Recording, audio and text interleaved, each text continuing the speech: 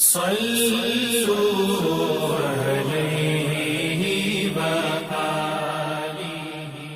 بخاری حدیث نمبر 261۔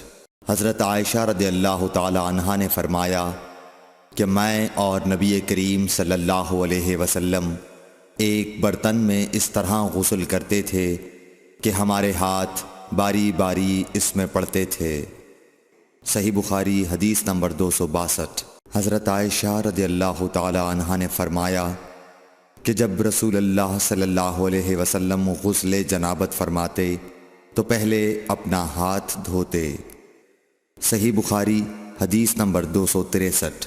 حضرت عائشہ رضی اللہ تعالی عنہا نے کہا کہ میں اور نبی کریم صلی اللہ علیہ وسلم دونوں مل کر ایک ہی برتن میں غسل جنابت کرتے تھے۔ صحیح بخاری حدیث نمبر 264۔ نبی کریم صلی اللہ علیہ وسلم اور آپ کی کوئی زوجہ مطہرہ ایک برتن میں غسل کرتے تھے۔ صحیح بخاری حدیث نمبر 265۔ میمونہ بنت حارث رضی اللہ تعالی عنہا نے کہا کہ میں نے حضرت صلی اللہ علیہ وسلم کے لیے غسل کا پانی رکھا اور پردہ کر دیا۔ آپ نے پہلے غسل میں اپنے ہاتھ پر پانی ڈالا اور اسے 1 یا 2 بار دھویا۔ سلیمان اعمش کہتے ہیں کہ مجھے یاد نہیں راوی سالم بن ابی الجعد نے تیسری بار کا بھی ذکر کیا یا نہیں۔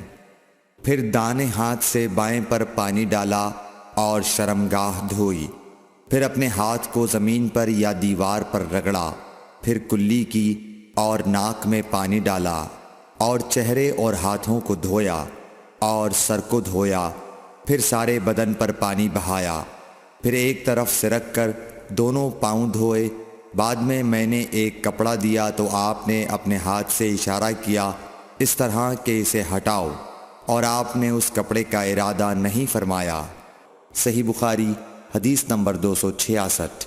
میمونہ رضی اللہ تعالی عنہا نے کہا کہ میں نے حضرت صلی اللہ علیہ وسلم کے لیے غسل کا پانی رکھا تو آپ نے پہلے پانی اپنے ہاتھوں پر گرا کر انہیں 2 یا 3 بار دھویا، پھر اپنے داہنے ہاتھ سے بائیں پر گرا کر اپنی شرمگاہوں کو دھویا، پھر ہاتھ کو زمین پر رگڑا، پھر کلی کی اور ناک میں ڈالا، پھر اپنے چہرے اور ہاتھوں کو دھویا، پھر اپنے سر کو 3 مرتبہ دھویا، پھر اپنے سارے بدن پر پانی بہایا، پھر آپ اپنی غسل کی جگہ سے الگ ہو گئے، پھر اپنے قدموں کو دھویا۔ صحیح بخاری حدیث نمبر 267۔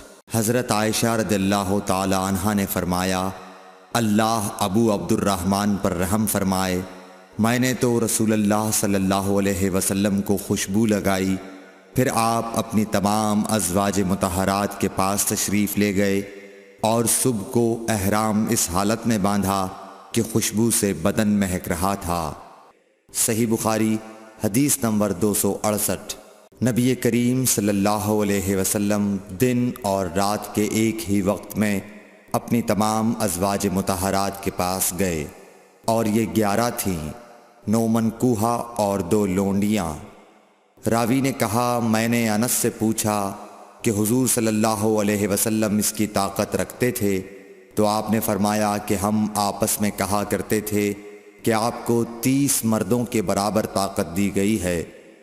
صحیح بخاری حدیث نمبر 269۔ حضرت علی رضی اللہ تعالی عنہ نے فرمایا کہ مجھے مزید بکثرت آتی تھی، چونکہ میرے گھر میں نبی کریم صلی اللہ علیہ وسلم کی صاحبزادی حضرت فاطمۃ الزہرا رضی اللہ تعالی عنہا تھیں، اس لیے میں نے ایک شخص مقداد بن اسود اپنے شاگرد سے کہا کہ وہ آپ صلی اللہ علیہ وسلم سے اس کے متعلق مسئلہ معلوم کریں۔ انہوں نے پوچھا تو آپ نے فرمایا کہ وضو کر اور شرمگاہ کو دھو، یہی کافی ہے۔ صحیح بخاری حدیث نمبر 270۔ حضرت عائشہ رضی اللہ تعالی عنہ نے فرمایا میں نے خود نبی صلی اللہ علیہ وسلم کو خوشبو لگائی، پھر آپ اپنی تمام ازواج کے پاس گئے اور اس کے بعد احرام باندھا۔ Thanks for watching. Don't forget to like, comment, share and subscribe to